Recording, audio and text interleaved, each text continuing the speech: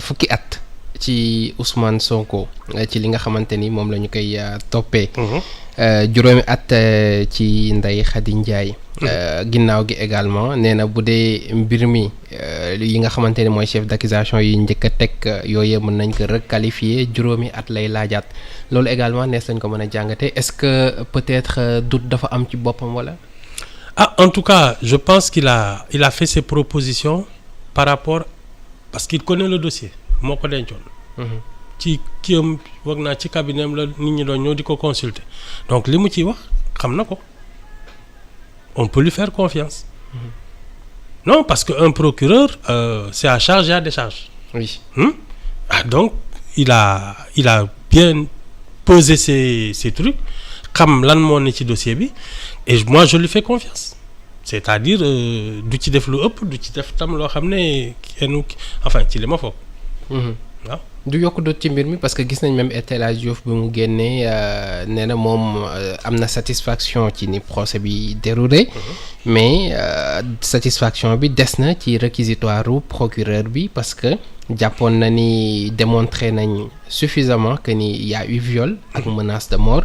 Pourquoi ñu naan buñ ko requalifier ak yi ni mel.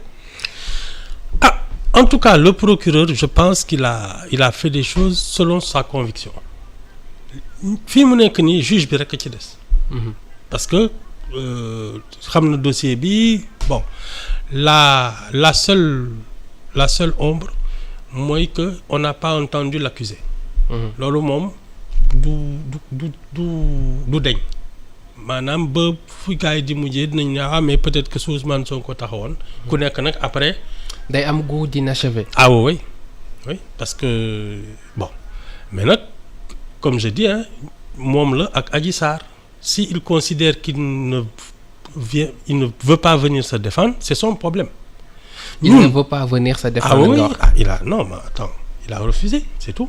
loolu mooy wax ji léegi nag à partir de ce verdict là ci lay ñun la ñuy naan mais yéen ki fi indi 17 morts ak dégâts yi ñu fi am yëpp ak instabilité depuis 2 ans il doit en répondre aussi. Man loolu laay xaar mais lii nii li juge bi wax laay déglu. c'est tout waaw. Premier round la kon. je crois. 10 ans pour koo xamante ni tey taxawaayam ci wàllu politique nañ ko wax am na ci dayoo bu am solo.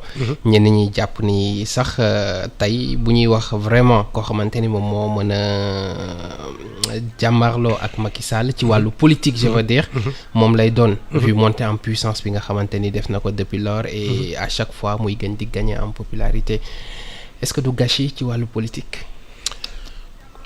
xam nga en matière de politique dafa am parce que man seetaan naa fii foog naa c'était en 88. ay Wade ay atteinte à la sûreté de l'État on l'avait condamné lourdement xaw ma ak yooyu. Mais après yëpp la ñuy teggi voilà il est revenu sur la parce que ça on pouvait dire que y avait c'était des questions politiques.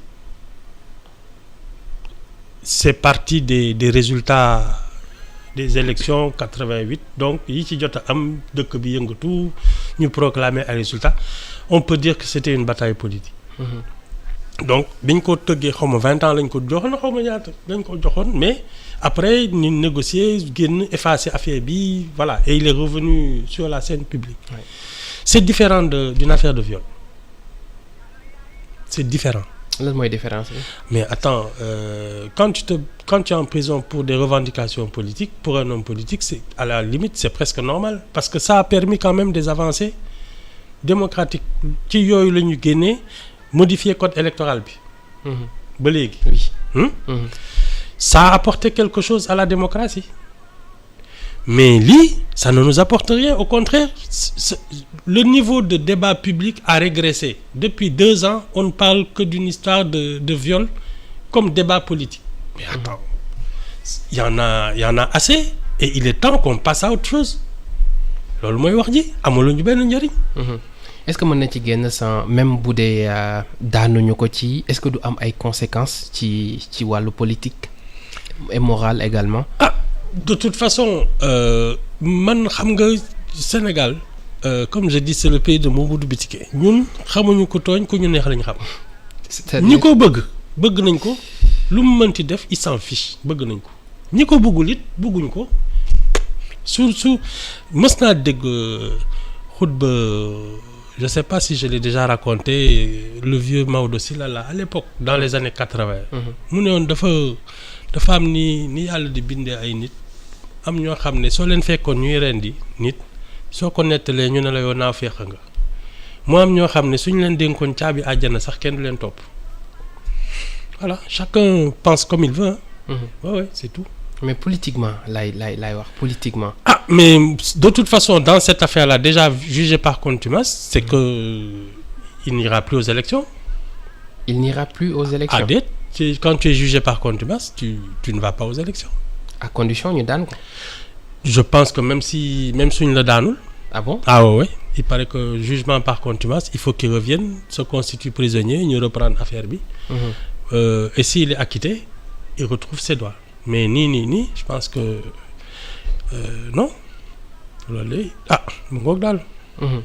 Donc conséquences yi commencé na. Ah ça y est oui. Non de toute façon entrer dans cette affaire-là c'est déjà une conséquence hein. Tu sais les gens jugent plus ou moins par rapport à sa progression parce que entre 2017 où il faisait moins d'1%. 2019 il a fait 15%.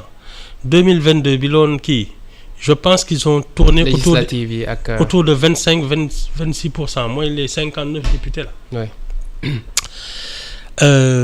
Ça c'est une progression politique mais est-ce que ça ne l'a pas fragilisé au plan même de sa capacité de parce que bu la fragilisé oui ci naka mais parce que il a affronté un État qui est une machine à broyer et qui est en train de lui marcher dessus et je te dis affaire popularité yooyu quand une machine comme un État parce que tu affrontes la justice tu affrontes la magistrature l'armée la gendarmerie la police mais quand tu décides de te marcher dessus mais tu es en danger c'est pas parce que les gens t'admirent ak yooyu que tu es hors de danger au contraire c'est ça le problème. Ça veut dire qu'il a acquis en popularité et peut-être qu'il a élargi sa base électorale mais li mu song man moo ma jaaxal. gisaguma ñi ko song ba rëcc ko. erreur la da nga jàpp ni popularité bi nga xamante ni am na ko et tout